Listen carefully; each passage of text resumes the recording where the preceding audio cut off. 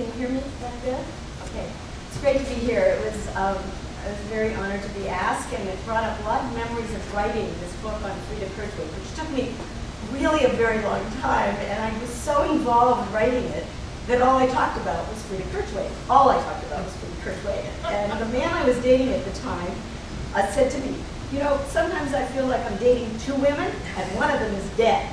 I'm happy to say we survived that, and he's in the audience today.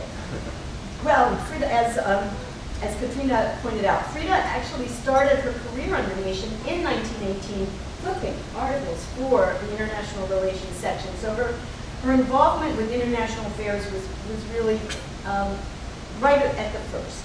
In 1933, when Oswald Garrison Villard retired, Freda became the executive editor of a board of 4. And then in 1937, when banker Maurice Wertheim really had enough of the Nation, he didn't want to involve himself in the Nation, but he really was getting a lot of criticism from his banker friends, especially after the editorial purged the Supreme Court. At any rate, he said, I'm resigning, and Freda, you can buy it. And she said, no, I want to buy it as a collective. And he said, no, you have to buy it yourself, or I'm going to sell it to anybody, no matter the political view. Need I say more? Freda bought it. The state of the world beset by fascism motivated her to use The Nation, and I quote her, as a propaganda journal. She wanted to have it fight with words. As early as 1923, she denounced fascism as the broad threat. That year, Mussolini denied the right to vote for women. This is what Kirchwey wrote. Dictator Mussolini has put off with fair words the women of the country who are demanding the vote. And feminist though we be, the fact does not even interest us. What interests us is the story told in our international relations section this week of the complete loss in Italy of freedom of every kind. As the 1930s evidenced an ever-increasing growth of the fascist threat, she solidified her position that fascism was the main enemy of humankind. A success for fascism meant the end of all freedom. Anti-fascism became the focus of her political writing, no matter what topic she was asked to address. She'd done this from days when she put women's suffrage into everything she wrote, but now she's really against fascism, and she will tell you that everywhere. She was asked to speak about the role of the college woman in a shaken world. She launched an attack on fascism, explaining that education for women was a symbol, a stage of human development which stands in peril of obliteration. She pointed to Nazi Germany's ordering their contemporary women back to a dead past, dictated solely by women's capacity to bear children. Women's freedom represented a comparatively recent victory in the struggle for human equality. Profound world events in the 1930s moved Freda Kirchwey, the former World War I pacifist, to a position of the necessity of collective security and finally the necessity of war. Hitler took over Germany in the election in 1933, Italy invaded Ethiopia in 1935, Hitler remilitarized Germany in 1936, Spain exploded into a civil war the same year that Germany and Italy established the Berlin Axis, and Germany and Japan signed an anti-Comintern pact. The year 1937 witnessed the beginning of the Second Sino-Japanese War. The next year, Germany declared Austria to be a state in the German Reich. And the famous Munich Agreement on Czechoslovakia allowed Germany to absorb the country less than 6 months later. What was perhaps as alarming to Kirchwey as the military victories for fascists was the language used to incite their citizens. This journalist, one who believed that people could be convinced by rational arguments, realized fascism's, quote, base appeal to primitivism, the sub-rational, the instinctual. The language used against the Jews enraged her, and as the war dragged on, the extermination of the Jews pained her, and she exposed these atrocities in the Nation. In fact, she came to link the struggle of the Jews with the struggle for democracy. As she wrote about fundraising specifically for Jews, she felt identified with, quote, a crucial American movement. I am here, in short, to plead the cause of American ideals. The Jews of Europe are surely in need of help, but not in greater need than you and I and our fellow Americans. Thousands of European Jews will die unnecessarily if we do not reach them with our life-giving dollars. But American democracy may die too, and that is equally important. The future of Jews was at stake, but their fate also represented what she called the values of civilization. If Americans failed to aid the Jews, the United States would cease to stand for the ideals it had always stood for. If that happened, Kirchwey wrote, let the Nazis have it, meaning America. The gravity of the war, situation of refugees, challenged our immigration restriction laws. Let in the refugees, said one editorial. Now is the time to prove the right of asylum is not dead in the United States. Bring them out. She especially wanted America to open its borders to Jews, and even more, she sought safe asylum for them and their homeland. She was horrified by Hitler and his persecution and extermination of the Jews. To her, he was the symbol of evil against good. Fascists represented a wholly lawless, brutal counter-revolution, an organized terror aimed at exterminating all political oppression. Time and again, Kirchwey reminded her readers that, although millions of innocent people were being killed in the war, Hitler's killing of the Jews was of a different magnitude. Quote, the Jews have died as Jews, selected for obliteration to satisfy the race mania that underlies the whole dogma of Teutonic fascism. This systematic murder of a race is without example in history. It is too vast and too terrible for the human mind to grasp. Indeed, this is its protection. The realization that only Jews were being killed because they belonged to a single religious racial group made Kirchwey, a non-Jew, wonder, and I quote, it must make other groups examine their souls with some mistrust and ask themselves, is there in us some taint of barbarism, too? Some lurking fascist infection that we are less hated than the Jews? The Jews were the symbol to her of all that the fascists were attempting to destroy. Persecution of them was directed against the spirit of humanity, of free inquiry, and tolerance, of reason as opposed to blind will. The living symbol of those qualities that make life worth living and civilization worth struggling to preserve. The values the Jewish people symbolize belong in the end to all men and women of goodwill everywhere. End quote. Hitler continued his mass murders, and Kirchwey continued her way of fighting. Although confirmation of reports of the murders had appeared in December 1942, most people did not pay attention to the extent of the horror. Historian David Wyman blamed America's abandonment of the Jews on unemployment, nativistic restrictionism, and anti-Semitism. But he also believed that a lack of media exposure of the Holocaust prevented public pressure on the government to rescue them. Although about 500,000 Jews had been exterminated in January 1942, and the major concentration camps began operating in the summer of 1942, even by 1943 and 1944, the mass murders, while covered in Jewish papers, received very little coverage in neutral and allied papers or in official allied dispatches. In contrast, The Nation and the New Republic published the horrid reality of Jewish extermination very early on, as they tried to force American and world attention on the exterminators. Philip Bernstein's Nation series on the fate of European Jews was one of the earliest and most comprehensive accounts to appear anywhere. Bernstein wrote of the vastness and ghastliness of the Jewish tragedy in Europe, about Jews being slaughtered wherever the Nazis can lay hand upon them. What was happening to the Jews was an omen for all mankind, he wrote. The oppression of the Jews has been a simple symptom of decay. The world must do something because the future of the world is bound up. And I want to say that Freda was published Bernstein because she trusted his journalism, but she really couldn't really conceive how bad it was. But at the end, as she said, later, it became evident that this information had been limited, that the facts were much, much worse.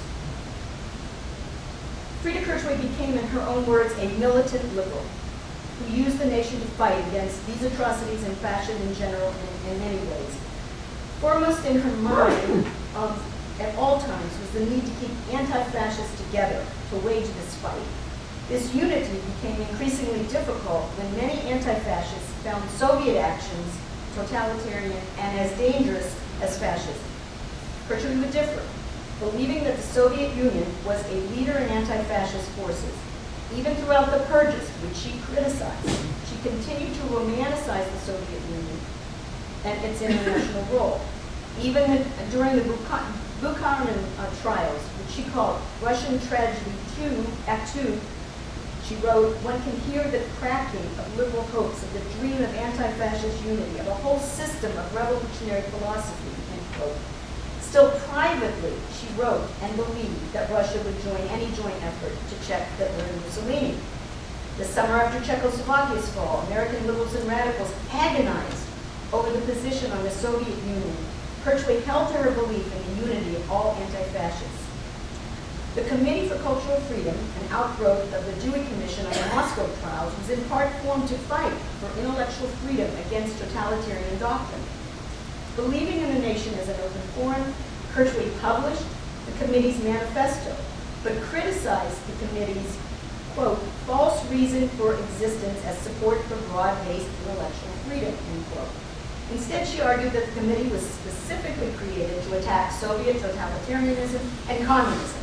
She called it a council of disruption, and she accused the committee of splitting the left.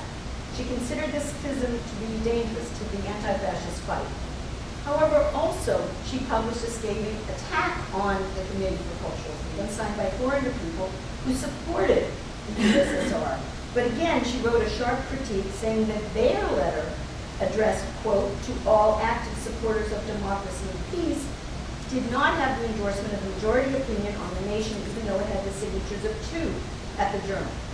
She disapproved of this new group's uncritical approval of the Soviet Union. She accused this pro-Stalinist group of being divisive as well. She had few delusions about the Communist Party, which she called a nuisance or menace to all its opponents. Wherever its line may be, its tactics are invariably provocative and often destructive. But despite its faults, she considered them, quote, acceptable, albeit not completely desirable allies, one of a number of leftist groups dedicated to the anti-fascist fight. Yet what did she think of the Nazi Soviet? Well, although she called it a solid and menacing fact that cannot be figured out of existence, she reasoned that the long-range ambitions of Stalin and Hitler were bound to clash. That alliance was temporary, as she predicted. While she did denounce Stalin's December 39 invasion of Finland with the strongest language, she did not conduct a sustained criticism of the Soviet Union for its totalitarian tactics. She remained a staunch anti-fascist moralist, but she was a relativist on the Soviet Union. And that position on the Soviet Union separated Kirchwey from former allies who found her position unconscionable. Another position she took also caused a break with former allies. Throughout these tense times, she advocated absolute free speech to dissenters. But the Nazi invasion of Norway challenged Freda Kirchwey to examine her absolute commitment to civil liberties. Because Norway's had committed legal Nazi activities and trusted the vast democratic majority to prevail, she asked, at what moment does it become necessary to limit the freedom of everyone in order to suppress the danger lurking in a disloyal handful? She concluded Norway had missed its opportunity. She was not yet ready to stop free press in the United States, but over time, she began to see the fifth column in the United States beginning to grow by dramatizing American democracy's real and serious flaws that could be exploited to arouse Americans. To arouse Americans to exchange their imperfect democracy for promises from fascism. Reversing long-term arguments of protection of free speech of all, she decided that a treason press in the United States was an integral part of the fascist offensive, and in March of 1942 she wrote, "Curb the fascist press. They should be exterminated," and this is a quote from her, "they should be exterminated exactly as if they were many enemy machine gun nests in the Baton jungle. The country should protect itself and not participate in Europe's democratic suicide." When the ACLU decided to defend the freedom of the fascist press during wartime, Kirchwey resigned from the ACLU. I have one more section, pretty short. Can I go on?